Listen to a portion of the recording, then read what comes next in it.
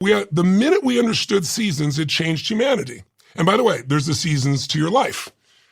You could say 0 to 21 is springtime. Springtime, how hard is it for something to grow in springtime? If you start a business in an economic spring where everybody's optimistic, you think you're a genius, you're just in the right season, right? Mm-hmm. So 0 to 21, you're taken care of. And that season, you grow like crazy.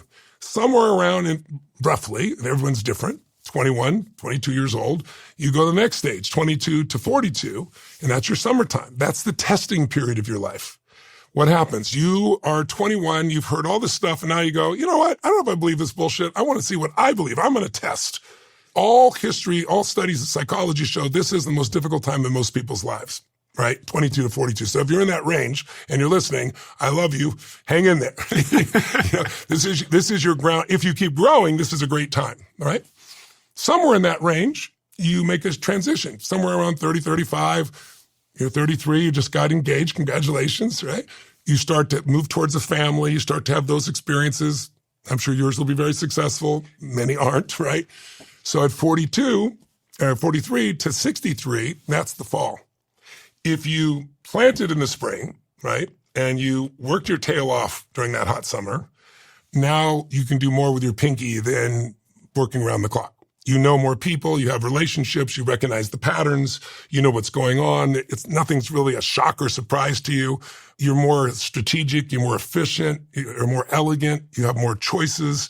You've learned a lot of lessons if you grew. Now, if you didn't plant in the spring and work hard in the summer, you're going to weep in the fall, not reap in the fall, right? But so now this is your power period. This is when most people earn the most money in their life if they're going to grow because they've accumulated knowledge, skills, relationships, and so forth.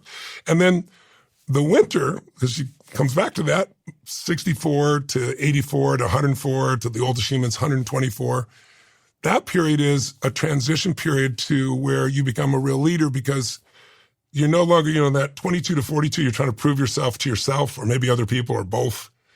But there's a point when you get into your power group, you know who you are. By the time you get into this last season, this, 64 to 84, 104, 124, you know who the F you are. I mean, and you want people to like what you do, but if they don't, it's like you know who you are. You don't give a shit. I've just entered that season myself. I'm about to be 66 in a few weeks.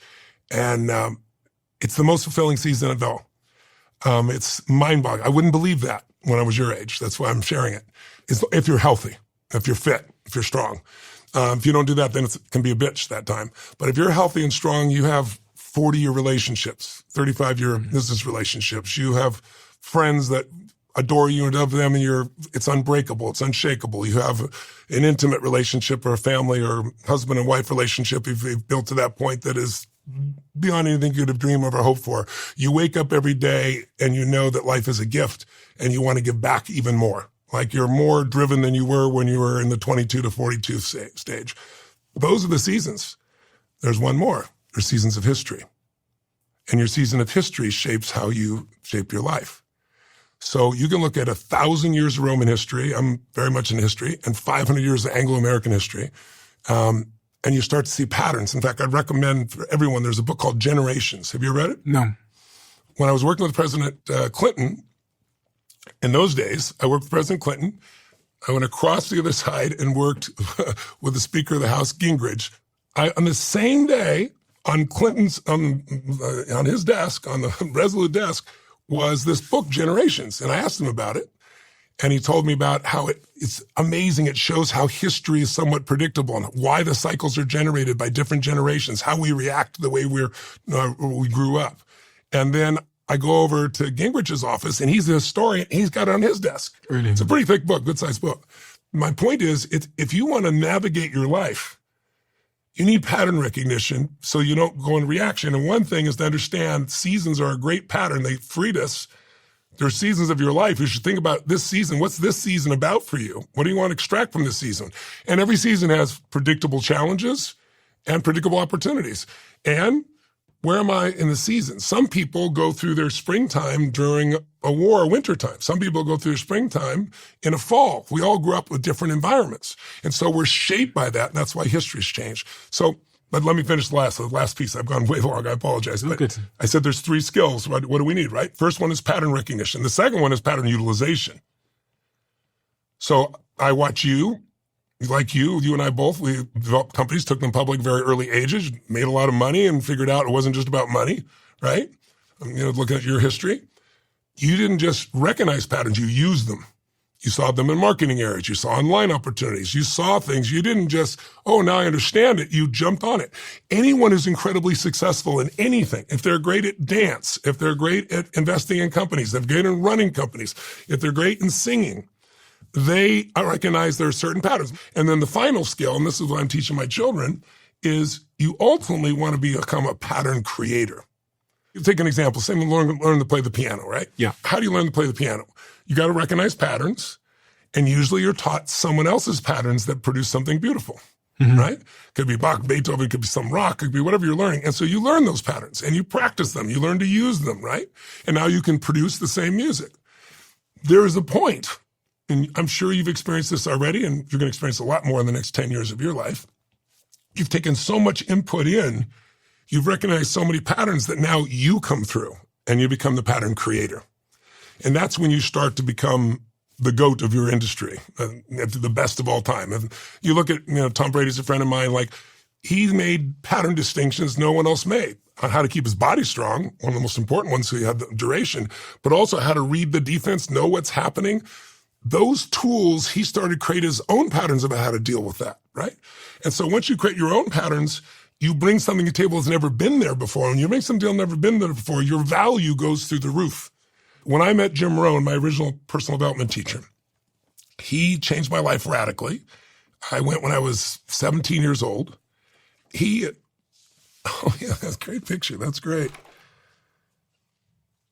I love that man. Beautiful man. I went, what I did was I was working as a janitor. I'm in high school, sophomore year. And I had, my mom came home one day and said, we've got a friend that needs somebody to help move stuff. And I was always trying to earn some extra money. And it was the weekends. I wasn't doing the janitorial work on the weekends. So I said, okay, I'll do it, volunteer. And my dad said, yeah, you got to find out what he did. He used to be such a loser. Now he's so successful, right? And so when I went to go see this guy, I'm a hard worker, so I worked really hard. And so he took me to lunch, and he starts asking me questions. I said, I want to ask you questions. And I said, my father said you used to be such a loser, and now you're so successful. How'd you change your life? I'm just a kid. I wasn't trying to be funny or mean, right? The guy you said, your dad said what? And he goes, well, it's true. And he said, well, what changed my life is I went to a seminar. He goes, yeah, it was 3.5 hours. His name is Jim Rohn. He told me the whole thing. And he's here in Orange County. He's coming up doing an event pretty quick. I said, could you get me in? And he goes, yeah. I said, well, how much is it? He said, $35. It'd be like $250 in today's money, right? And I said, $35? I'm making $40 a week as a janitor. Right? I said, I can't do that. He goes, well, then just learn on your own experience and waste a few decades. I said, you really think it's that valuable? He goes, no, you have to decide if it's that valuable. And so I remember I wrestled with this like it was the biggest decision of my life, a week's pay.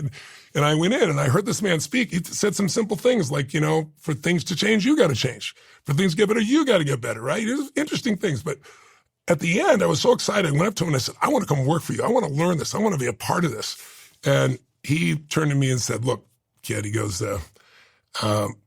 if you want to come work for me, you got to go through all my programs. And I said, what does that mean? And he said, well, you got to this. It was like $1,200 for just one of the programs for a weekend. $1,200 is like $10,000 today, to give you an idea, $12,000. I'm, at the time, sleeping in my car, working as a janitor. My dad left. My mom kicked him out. Mom's a strong woman. And then she chased me out with a knife. She wasn't going to kill me, but I wasn't going back in that place. And so I'm like, I can't do this. And then somebody said, decide. He goes, some people have to survive, some people succeed. Decide which one you are. And if you're ready by next Saturday, a week from Saturday, he goes, I'm starting a training and you can join it. But if you don't have the money for it, you won't be able to do it. And I remember leaving thinking, this guy just wants my money. He's such a jerk. And I was so angry. But then in my head, I was like, he's right. I've always gotten what I had to have. I haven't had to have much. And so I started going to banks. I walked in this place, I had 5 banks turned down, and I saw this woman who looked persuadable and sweet, and her name was Mrs. Williams. This woman looks at me and she goes, the bank's not going to loan you this money. And she's like my 5th bank. And I said, you don't understand. And I got all passionate. She goes, with this kind of focus and energy, I think you can do something. I'd like it to be something good. And she goes, I'm going to talk to the bank, but if the bank will lend you the money, I will. If You look me in the eye and you swear to me I'm never going to have to come find you and you will take care of this.